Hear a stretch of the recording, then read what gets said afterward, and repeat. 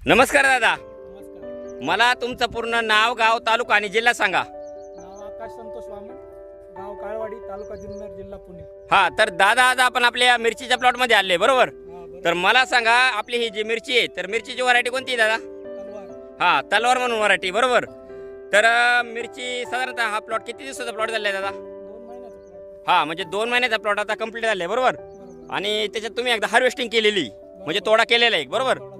हा, आणि हा महत्वाचा काय तर हा थंडीचा प्लॉट होता बरोबर. बरोबर. हा, तर मिरची या पिकासाठी तुम्ही यावर्षी थोडासा बदल करून आपली जे ऑर्गॅनिक कार्बनयुक्त दाणेदार खत आहेत त्याच्यामध्ये गोदावरी, कृषी समृद्धी, सिलिकॉन, पीडीएम पोटॅश, प्रोम आणि कृषी मॅक्स हे तुम्ही काय केलेले आहे, ज्या पिरियडला आपण हे बेड भरतो त्या पिरियडला आपली ऑर्गॅनिक कार्बनयुक्त दाणेदार खतं तुम्ही बेडमध्ये भरलेली बरोबर. बरोबर. तर मला सांगा, ज्या पिरियडला तुम्ही आपली ऑर्गॅनिक कार्बनयुक्त दाणेदार खतं बेडमध्ये भरली तर दादा तुम्हाला याचे काय काय बेनिफिट भेटले?